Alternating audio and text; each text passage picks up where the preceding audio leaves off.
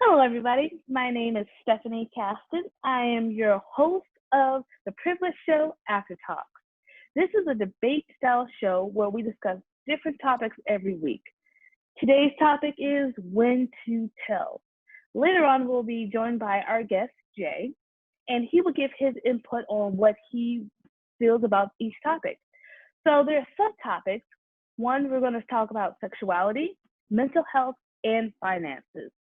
Today, I have my guest, Jordan Coley.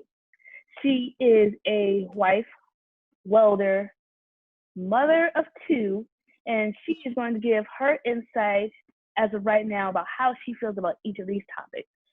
So, Jordan, was there anything else you would like to let our audience know right now? Sure. I went to school in Minnesota. I actually originally studied political science and criminal justice, and I received my criminal justice degree in 2016 after I had both my babies back to back. And so I had two under two real quick. They were 11 months apart, and I've been married for 5 years. We've been together for 6 years. And I think you mentioned me writing, right? Yeah. Oh, I forgot. You are a writer as well. Yes. So I've been dibbling, dabbling in more so nonfiction. I'm sorry, fiction.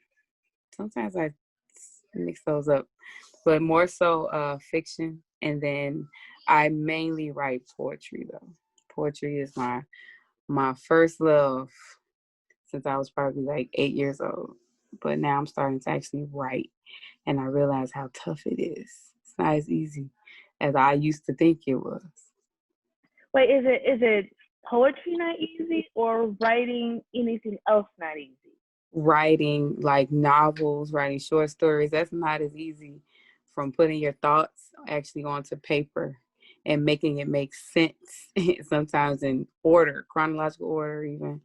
It doesn't always work out the way that you thought it in your imagination. So it's a little harder than writing poetry. Poetry is like cadences, maybe flows, and maybe it doesn't have to make sense. But writing, it has to flow and make sense. Writing novels and short stories. Absolutely, because when I write, I do more screenwriting than anything, and you have to have a beginning, middle, and end. You have to flesh out your characters. They all have to have character arcs. Like you said, it has to flow. It all has to make sense, or else people are like, well, it started this way and it ended this way, and I don't know if I like that or not. And that's how TV shows get canceled, because it seems like they get too ahead of their bridges, because if I wrote something out only for one season 2, 3, 4, 5, 6 may not even make sense, because in my mind, I already know how it began and ends. But for example, the TV show Lost, the writers were like, you know what, we made a mistake. I mean, not so much we made a mistake, but that last season didn't make sense because we got greenlit to do more seasons, but we already knew how it was going to end. So now it's just all conjumbled. But yeah, I definitely agree with you. It is pretty difficult. But we can go ahead and we can get started with these topics. Topic 1 is sexuality. So Yes. the theme is when to tell. Now, can you go into details a little bit about what you identify as? Okay, I identify as, let me get my terms right, because there's a lot, lot of ways to identify. Yeah. But let's see. So I identify as a woman, so cisgendered woman, okay. And I identify as bisexual. So I enjoy and want relationships with both men and women. I can't go any further because I guess this is going to be controversial what I say, but I couldn't identify as pansexual because I don't find yet that I am trans attracted, or I've never actually been in a situation where I had to engage with a person that was trans. So for now, I have to say I'm bisexual because I've never met a person who was trans and I was engaging with them on an intimate level. So I haven't been able to identify as pan, but and I don't know if before you go on, can you define for our viewers what pansexual is, or in your best description of what you define as pansexual? what I've learned, what I've understood and comprehended as much as I could. Pansexual is just uh, being attracted to pretty much anyone, however they are. That's whether they are gay, straight, cisgendered, or otherwise, whether they are trans. It's just liking the person for who they are, where they are, and not having another preference. You don't strictly like heterosexual, cisgendered people. You like people, whoever they are, however they identify, and that can change day to day.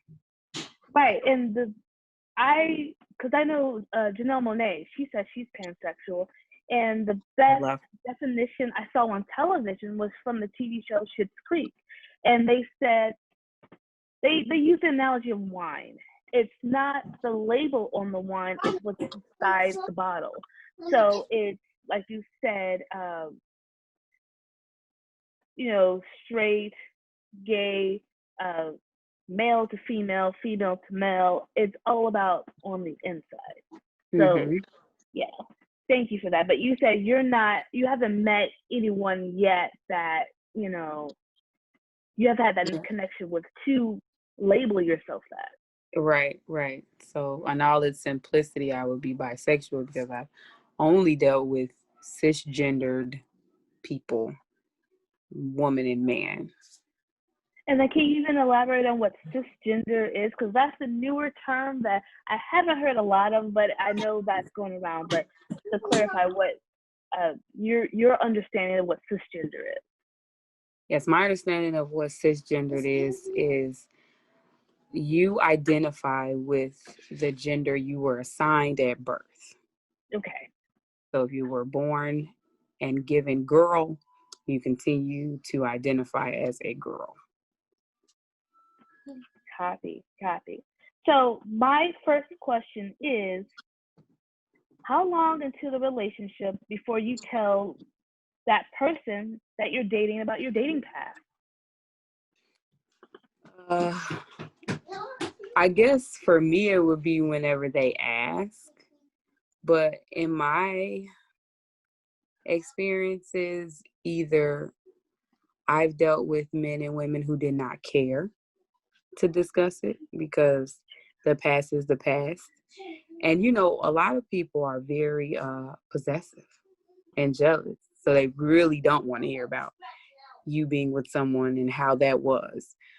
So I would say for me, it would just be simply when you, or if you ask, but that would be followed up by, why do you want to know? Because I feel like some people don't need to know because they'll either use it against you later or they'll feel intimidated if you said something good or that you enjoyed. So I would have to be followed up by the question of what's the purpose or what is your intention on finding out. So I just think when they ask is a better time than just volunteering. And since this is more of a debate show, I'm going to take the opposite of that. I'm going to take the right away. I guess you have to find a way to discuss your past because it may be off-putting. The worst thing that you want is to have get feelings for someone and then they say, wow, you've been with that many people? It could be too many or it could be a very little amount. So that it's better to get it right away. That way there's no confusion and then that person can walk away before any feelings get developed. And to counter to your why do you want to know is because nowadays a lot of people don't take into consideration whether it's religion, whether it's STDs. And so I would like to know right away if, well, this is not my personal opinion, but I would like to know that, I've been with 50 different women. He's been with 50 different women. And it's like, oh, wow, you're way more experienced than I am. And I don't even know if that correlates with my beliefs religiously. Will that correlates with my, have you been safe with those people? Did you use a condom with all those people? Is it, because if you have some type of an addiction, more than likely you're probably going to be experimental and not use protection. So that raises any red flags for my own protection. Right, I can see that. 1 second, baby. I can see that, but I mean, I have asked about statuses, or I need paperwork.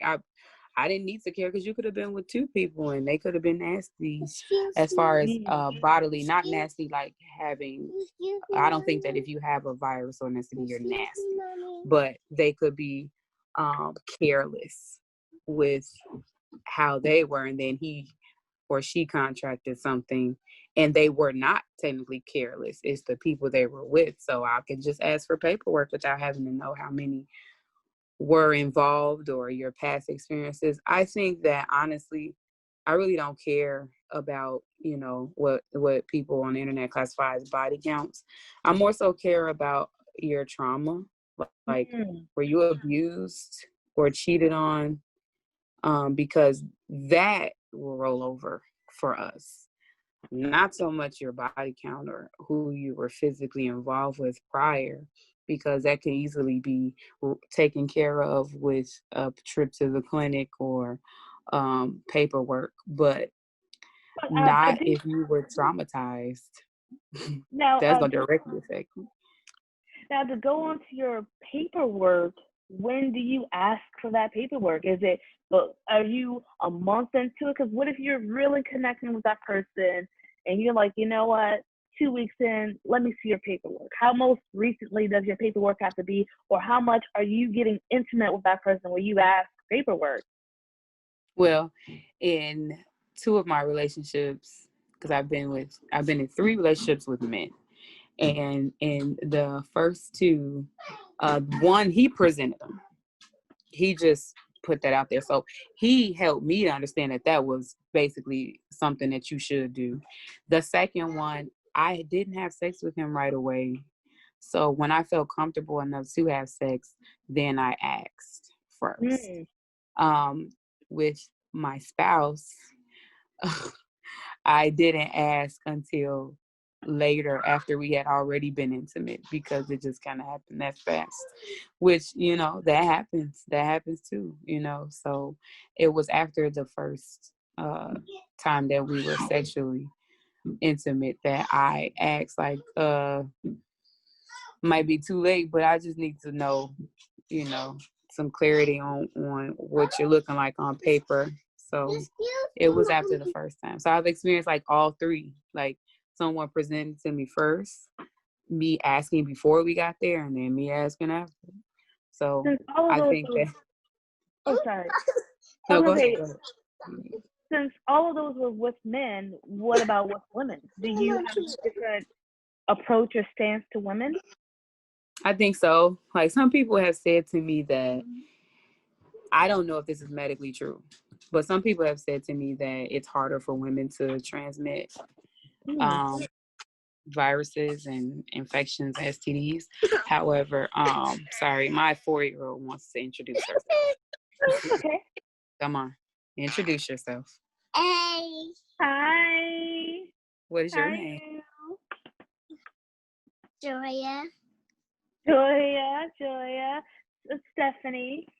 But we're in the middle of doing a show right now, so I will talk to you later, okay? Okay. Okay. Bye. Bye-bye.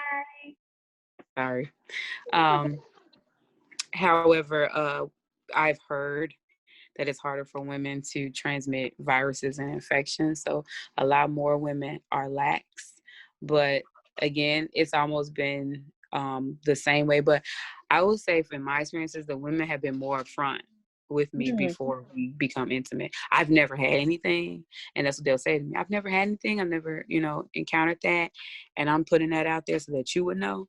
So it's like I've been more trustworthy, and much like any experience, I've always experienced women being a little bit more cleaner.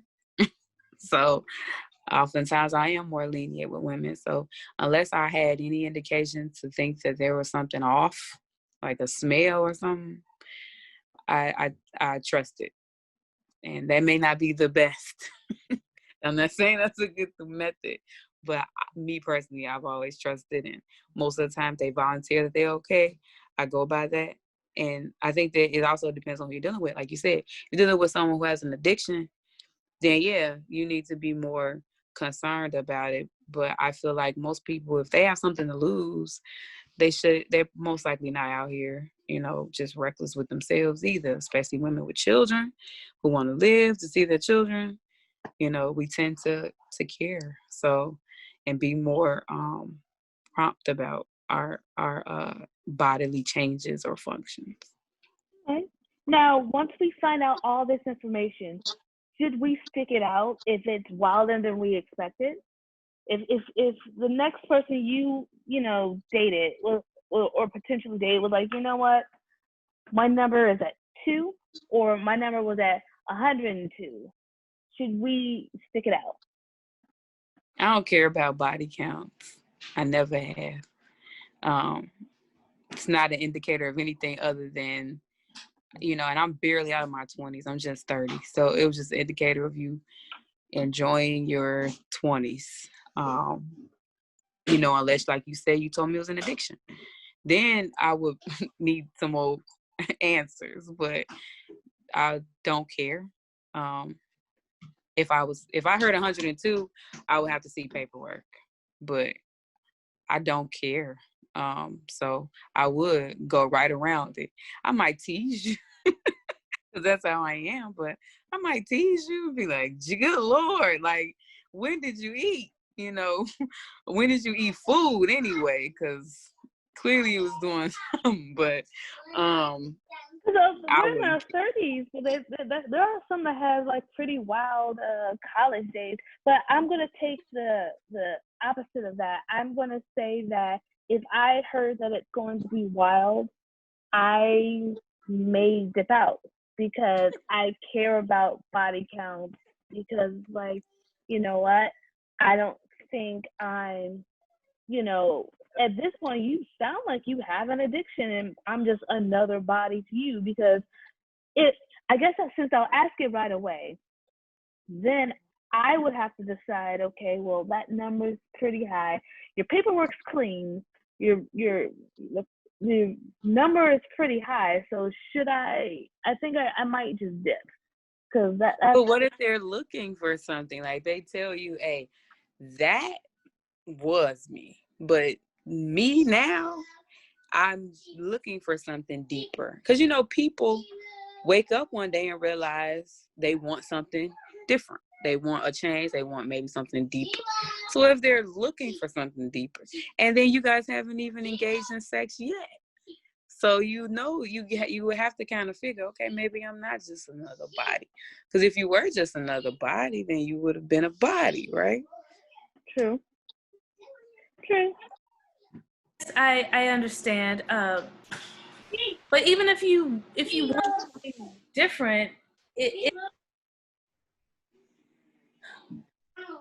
just depends, because out of all of those people, you didn't think to have anything deeper. Not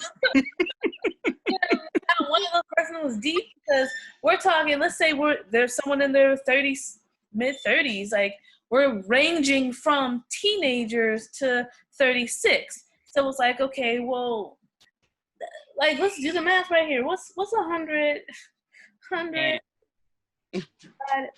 Wait, I can't even do the math.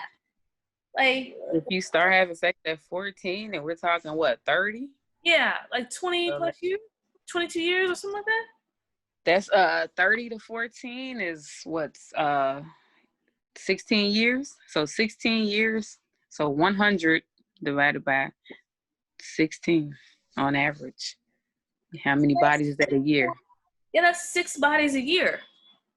That is not hard. As a teenager and in your 20s, that's almost not impossible. What did we start at? We started at 14 and we started at 16 years old. We started at 14. So because 14, I think you're a sophomore in high school.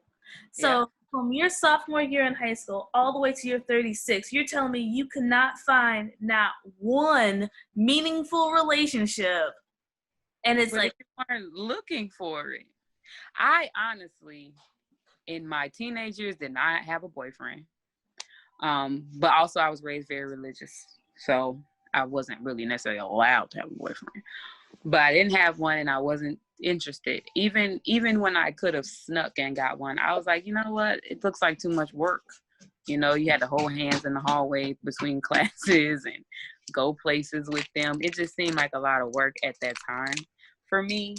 And then as an adult in my early 20s, I didn't have a boyfriend either. I had one at 22, but I didn't start seriously dating until I really got with my husband at 25. So, I met him at 24. So, I mean, I didn't have it in me to hold a relationship and be faithful. I didn't have it. So I could have easily caught 6 bodies in a year. I don't think I have. But easily you can rack up 3 in the first quarter of the year. So, I mean, it's not hard, especially a guy, you know. okay. One night stands, clubbing and partying, it happens. You can meet people in casinos, take them upstairs. You can hit up people in the bathroom at a party, in the club bathrooms. I done seen a lot in my day. I done seen a lot. So you can easily wake up from drinking all night and be like, what happened? And I just want to introduce our 2 new guests on here. I have JB and Dev. Hi, you guys. I'm the host, Stephanie. On here, I have my cousin. I didn't introduce her as my cousin Jordan. And right now, since the topic today is when to tell, right now we're focusing on sexuality. And the first question was, how long into the relationship before you start telling, your dating past? And then Jordan said that she asked for paperwork. So hers was that, it doesn't really matter and only if they ask. And then I said right away, as far as the second question, what you came in on is, should we stick it out if it's wilder than expected? So let's just say the person that you're dating is like, you know what, I've slept with 102 people. But their paperwork is clean. They don't have any STDs. Should we stick it out? I said, I'm out.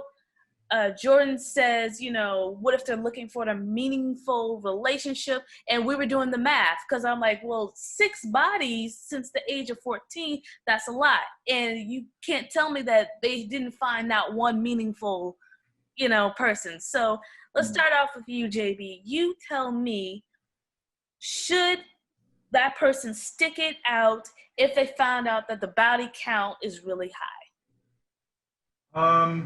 Well, I'm one to believe that what's in the past is in the past. So I do understand that we all have our past and everything like that. But I honestly believe that the person is completely honest and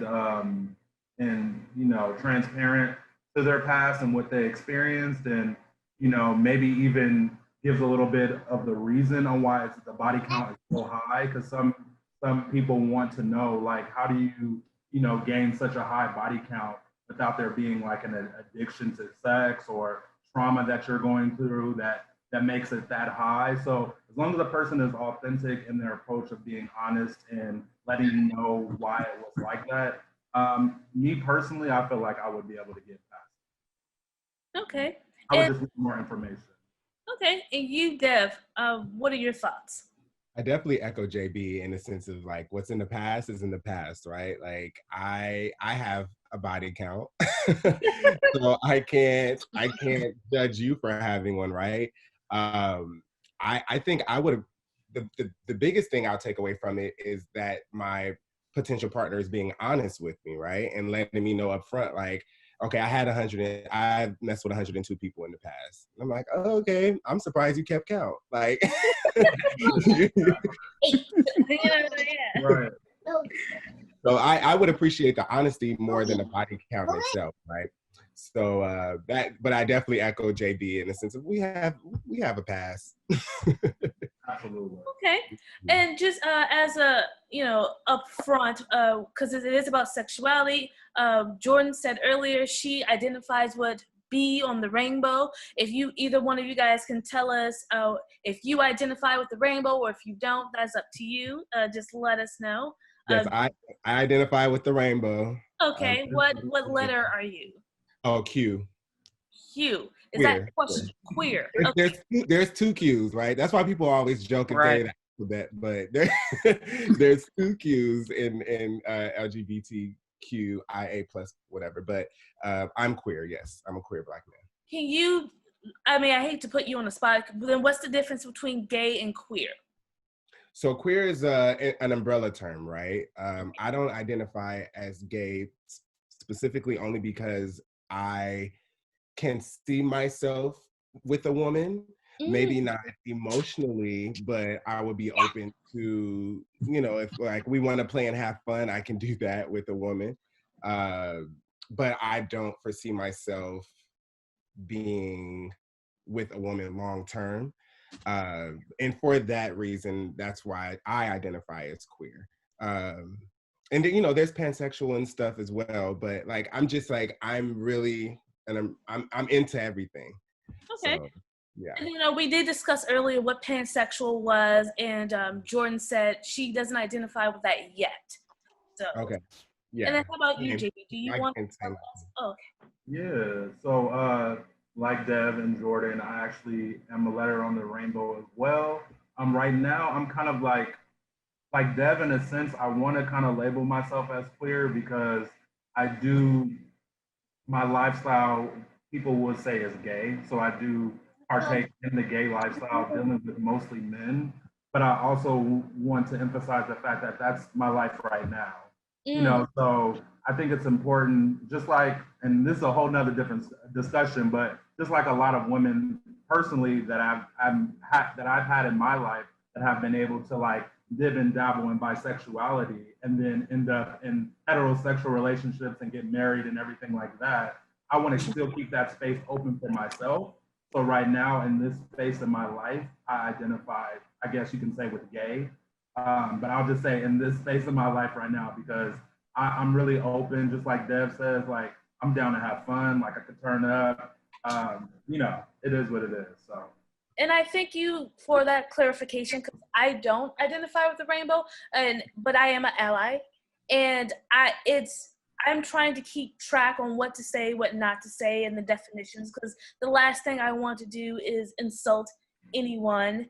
So I do appreciate all these clarifications because me, I just thought that queer would have been the same as bi. So I don't thank you for clarifying all of that. Yeah, absolutely. And asking is what we have to do, right? We're still learning within the community with ourselves.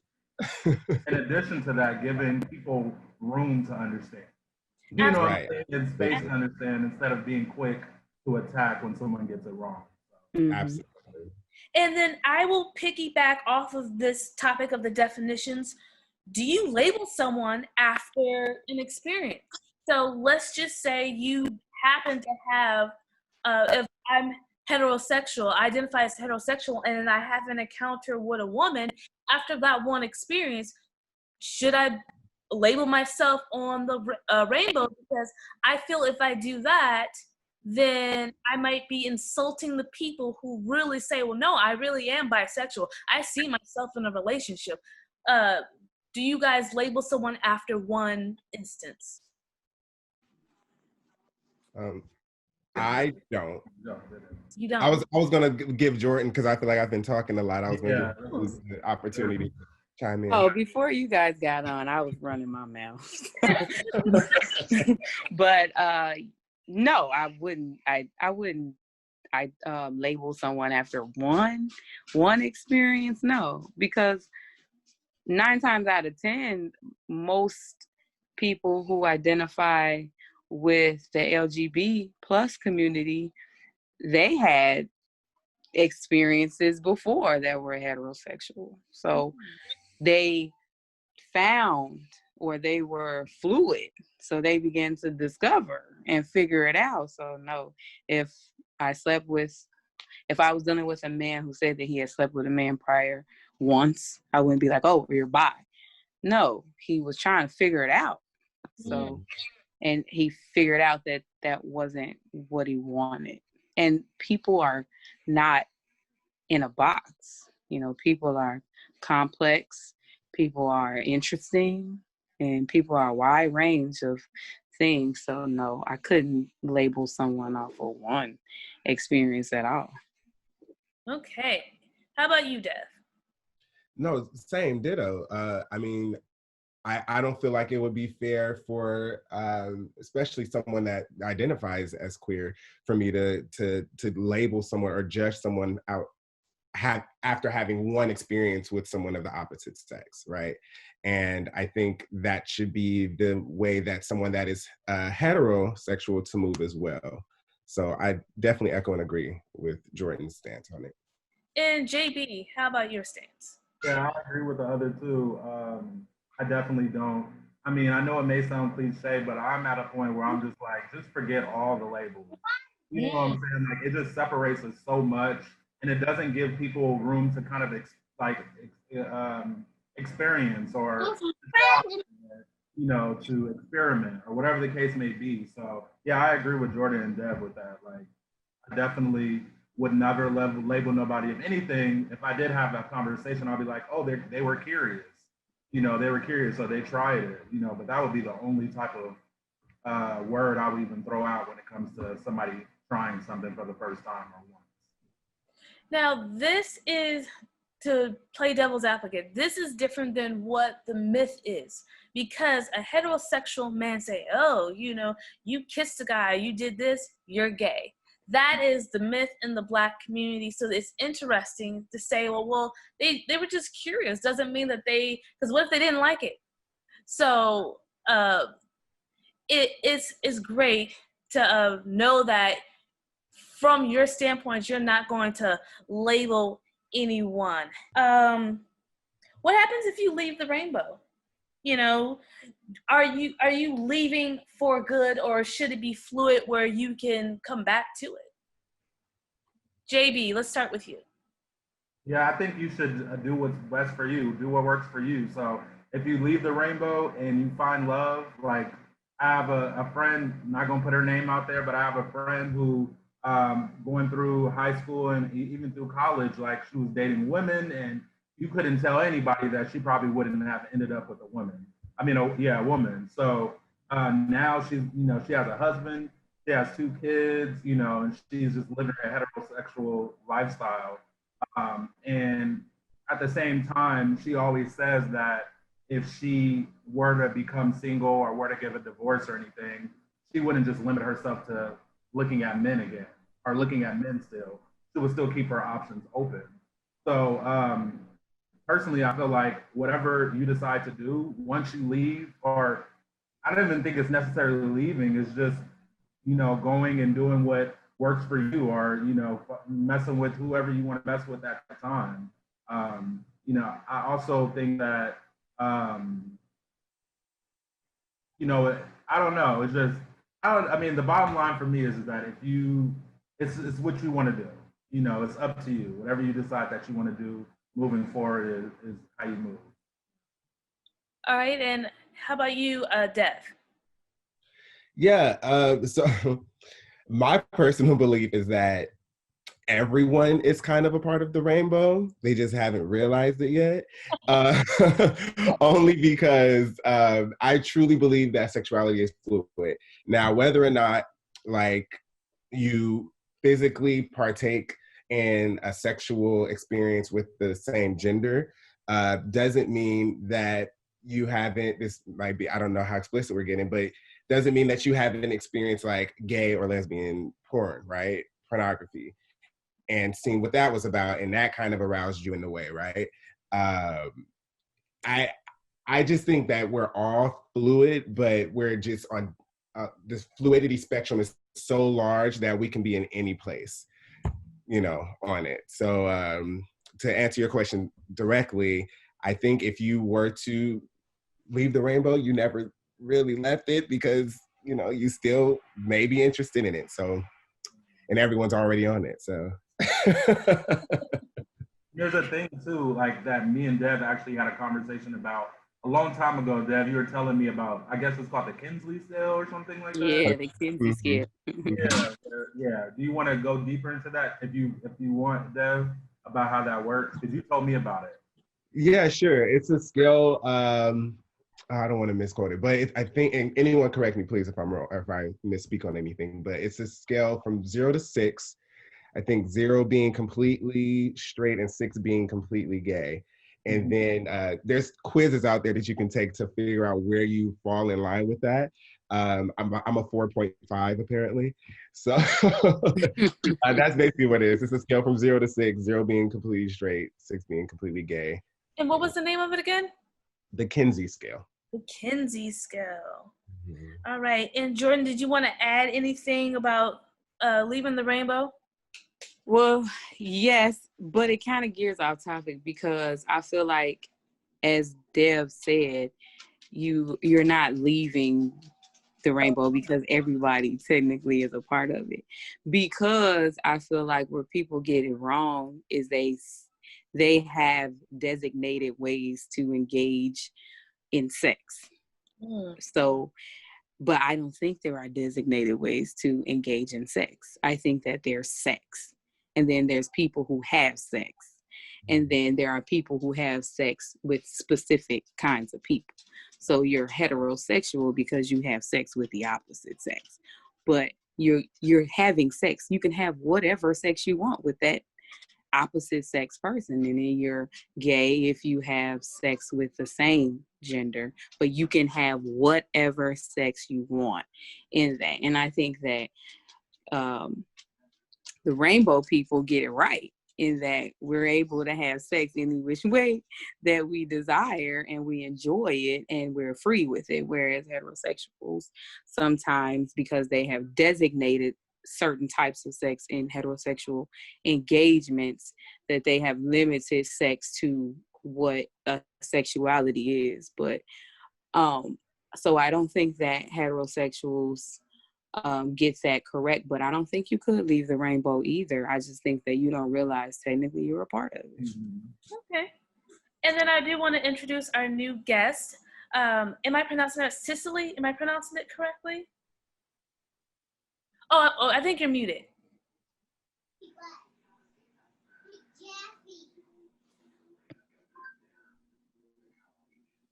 Oh, I don't know if you can hear us. Uh-oh. Okay. Did that work? Yes, perfect. Am I pronouncing it correctly? Auntie comes in, doesn't know how to get on Zoom. It's difficult. I know. I'm here. I can hear you guys perfectly. Thank you for the introduction. Did you want to chime in? Oh, before we do all that, we did kind of establish who's on the rainbow, who's not on the rainbow. If you want to elaborate, give a quick bio to our listeners really quick.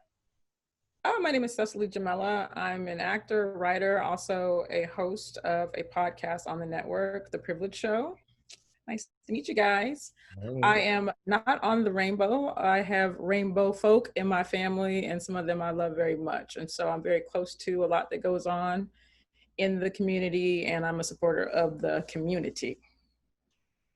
Yeah. And since this topic, do you have anything to add about leaving the rainbow, or you're in agreement that everyone's really already on there? I do agree. I thought that was a really smart response. I think that everyone does have a place. I just think that what was kind of funny is that what the young lady was saying was that we do have these constructs of what we believe what norms are. And for some people it can be limiting, and for some people it can be free. And the reality is that we're all domesticated. We're all told to act a certain way and be a certain way. And I think that if anybody's able to find their own freedom in life, that's a version of heaven on earth. And so if you can find that for yourself and not disturb anybody else's process, then go for it. I'm trying to get mine right now. So you get yours, it's all good. Now, this last topic before I move on, what do you do when your significant partner has experienced childhood trauma? When do you tell them? So, Cecily, let's start with you, and then we'll work our way around. So it's when do you tell if you've experienced childhood trauma? Yes. I'm in my 40s now, and I'm still trying to figure that out, to be honest with you. From relationship to relationship, you kind of figure out what's okay to say, what's not okay to say. And I experiment. With the last relationship, I divulged nothing. I gave that person nothing, not from the childhood traumas to some of the things I experienced later in life. And I wanted to see how that person would see me, the victimless version of me, the way I perceive myself. And to be honest with you, it was a peaceful interaction, but I also felt like I was stifled. I felt like issues that stemmed from other things that happened, and that kind of the conversation, if it did come up, it was loaded and that person did not know where it was coming from. My most current relationship, he got it all up front. And that's the kind of how we roll. He's that kind of person too. It does make conversations challenging because when you love on each other, you don't want to, your partner doesn't feel like they're your enemy. So even though we have our trauma, sometimes we're still protecting ourselves from hurt from any source. So that could be a hurtful response from your partner to, hey, why are you acting like that? But it's like, hey, this is something that I have to get through. I think that if you can have that conversation without judging yourself, then you're good. Because I think that's the only judgment that really matters. And I feel like we punish ourselves a lot more often than other people punish us. And if we can get beyond that, I think that could allow us to heal. All right. And how about you, Dev? It's a case by case situation for me because I just feel like some people deserve that part of me and some people don't. Right? Like how I think how they move is how I will react. And vice versa, I'm sure, right? But some people just don't deserve to know that part of me. And yeah, I guess if for someone that does this, or, you know, I feel like they can learn that bit of me, it just, you know, it's all about vibes for me, I guess, in a relationship, put it that way. It's all about the vibe. Okay. How about you, JB? Yeah, so I mean, I agree definitely with Cecily and Deb. But what I've been doing as of recently is trying to give that type of information in the beginning, only because I feel like right from the jump, it builds like trust and they know that I'm honest with them. Also, it doesn't give, I mean, it lets me like have a little room with the things that I have going on. So like we're all not perfect. We all have things going on. So if I express myself in a way that they're not familiar with, then hopefully by me divulging my traumas early on when we're dating, they'll understand where that is coming from, you know, and they won't be so harsh on responding, you know, when something happens that, you know, stemmed from my trauma. So just like Dev, I mean, I do believe it is case by case, but for the most part, to eliminate, you know, them coming out at the end and then me feeling like I wasted a ton of time, you know, with not telling them this, and then they're finding out traumas later on in our relationship, and then they can't accept it, or they can't meet us where we're at, or meet me where I'm at, and then I feel left and abandoned because they can't you know, take it. Then, you know, for the most part, I decided to like let it be known in the beginning and say, here, this is what it is. This is what I experienced. You know, can you deal with it or can you not? You know, if you can, then let's move forward. If you can't, then let's just become friends or cut our losses and move forward. So. All right. And you, Jordan, because that was your big thing. Your big thing wasn't body count, it was trauma. So can you go on to detail with that?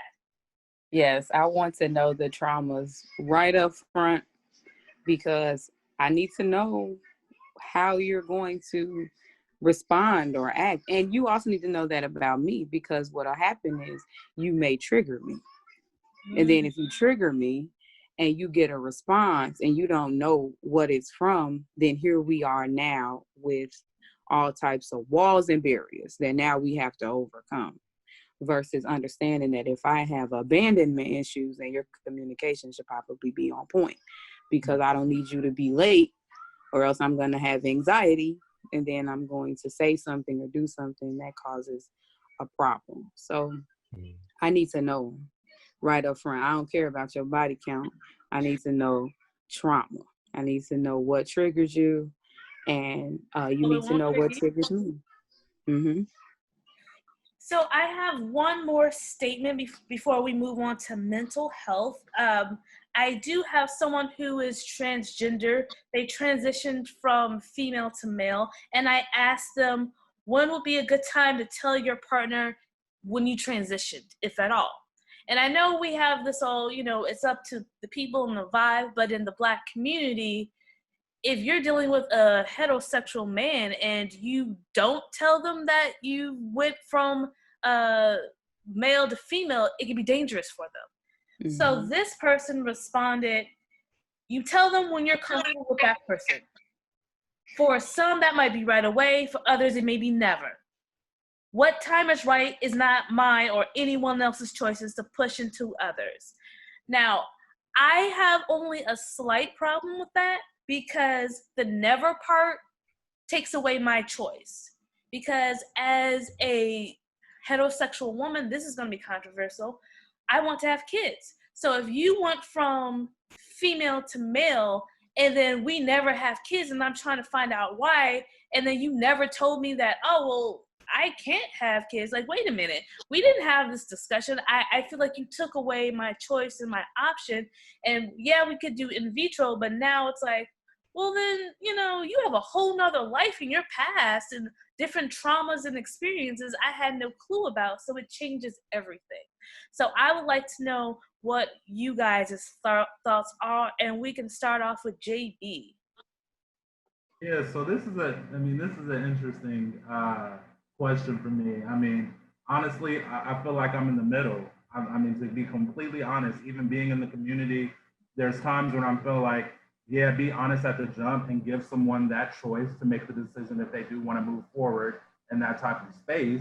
But then also just knowing and having trans friends that, go through a lot of emotional trauma with divulging this information, and some end up getting murdered, even telling them from the jump, like especially Black trans women, some are petrified to tell their partners, even in the beginning of dating or doing anything, because their partner most of the time feels, already disrespected by just entertaining someone that is trans, So I totally get both sides. I'm in the middle. If I had to just pick for myself, if I'm speaking for myself, I guess, if I was in either situation, if I was on the receiving end of dating someone trans and I was a cis straight man, Black man, I would say that I would want to know up front. Please tell me up front, only because I like transparency in everything.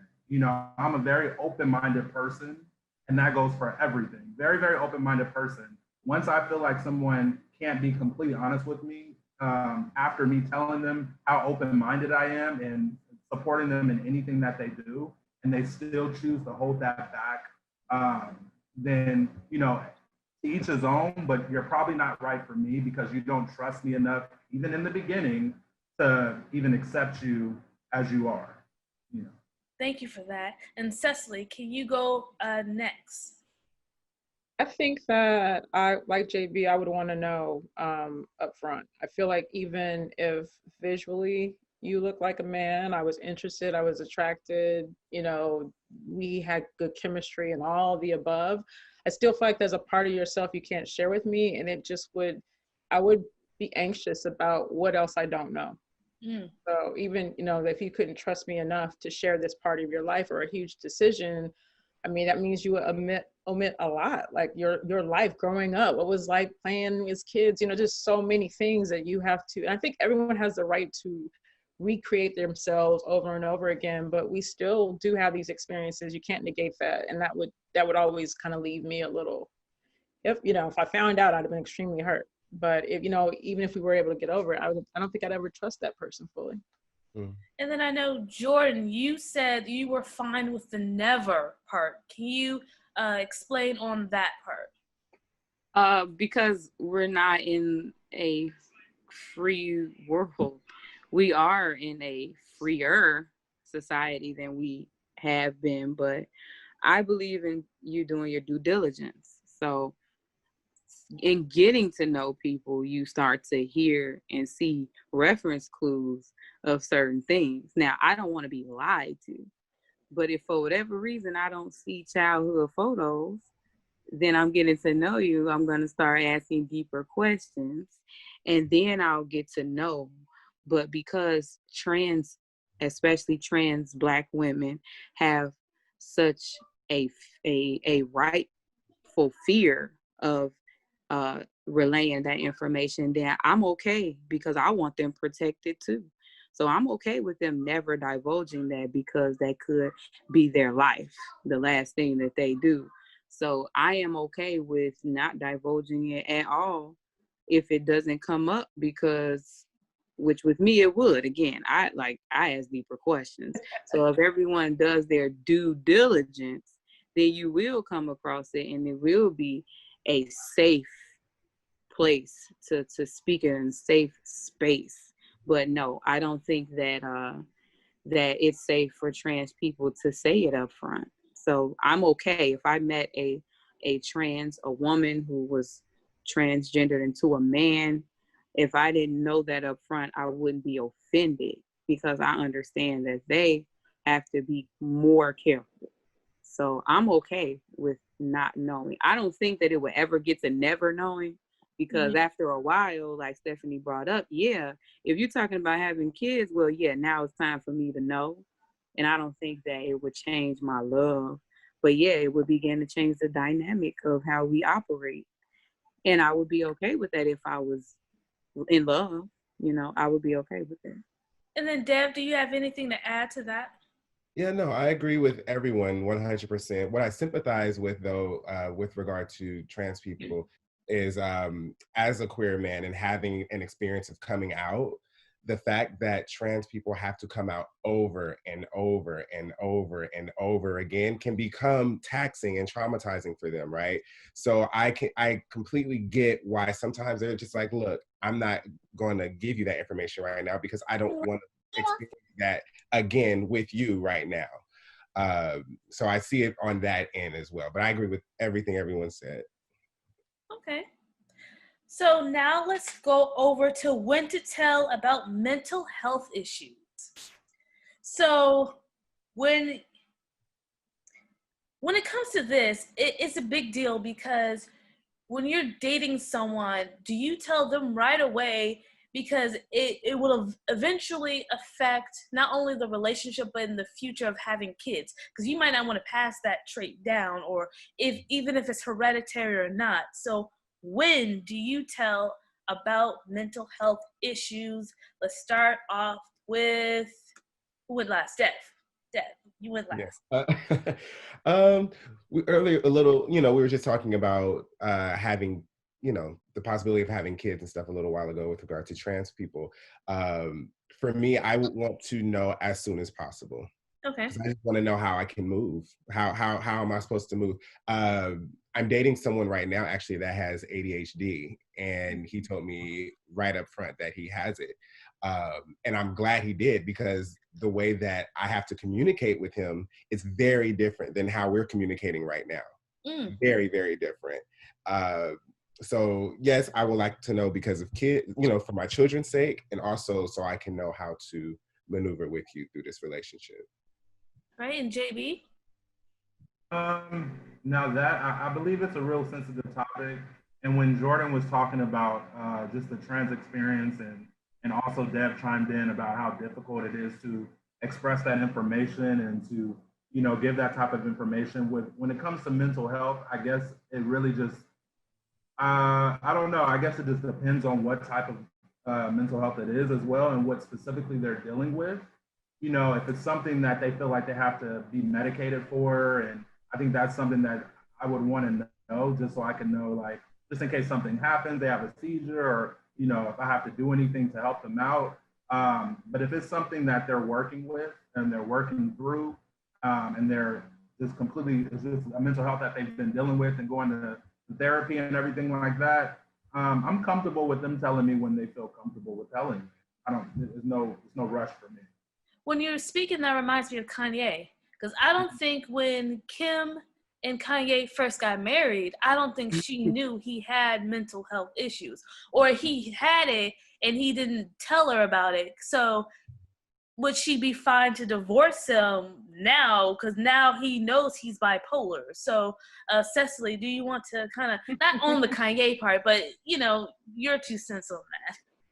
I found out later in life that I had mental health issues. I found out in my late 30s, and I still my parents from the South, so they come from that we just pray it away kind of thing. And so I just thought I had my quirks and ways of getting through things. I didn't realize that there was a better way of doing stuff.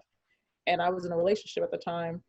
And I told that man that, this is what I'm finding out about myself, anxiety and depression, and I'm choosing to get on medication to regulate it.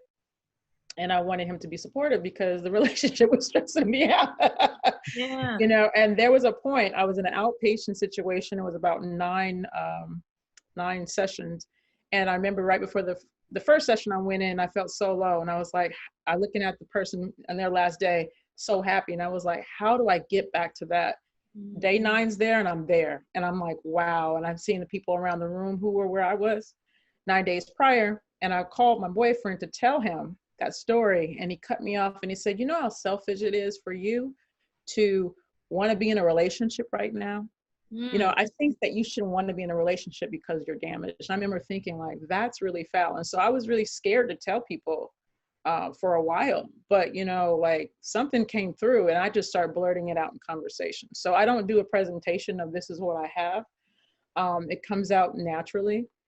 And, especially if there's someone keeps stepping on a trigger or something like that, I'll say, hey, like, this is a thing that is bothering me. And if you want to know why I'm reacting to it, this is why. This is the landmine that you're setting off for me. And that I think that's okay. And it's okay if you don't want to deal with me because you don't want to deal with the highs and lows and all that too. It's your choice. Thank you. Thank you for sharing. And Jordan, and what comment do you have to add to that? Pretty much the same as far as wanting to know up front, not for judgmental reasons, but just to know what we can do, and I'm talking more so on the basis of an actual relationship. Like if we just met at the club and you took me home, unless, there's going to be a situation where there's some type of Tourette's that I need to know about while we getting busy. But other than that, if it's not, I'm speaking on long term, then absolutely, if we are geared towards long term, I need to know how to help, because there are more ways to help than just, having some sense of support, like patting you on the back while you're going through what you're going through. Sometimes you may need me to sit in silence with you. That's it. And so just to help, I would like to know up front as far as long term goes. Okay. Now we have a little less than 2.5 minutes left. The last question I have for everyone is when to tell about your finances when it comes to bad credit, because this is the number one cause of divorce. Well, number 2 it's up there. So, because it's leading to the divorce rate. When do you tell about your bad credit? Jordan, go first. Right away. I'm a victim of joining in a marriage and the finances were jacked up, and 6 years later we're still climbing, and actually we're on the brink of divorce because bad finances and mismanagement of funds lead to all of our arguments, every single one of them. And they point and they start to point fingers. Well, you didn't pay this on time and you didn't do this. So in the door, if my marriage doesn't last, but I'm hoping. It's only entertainment.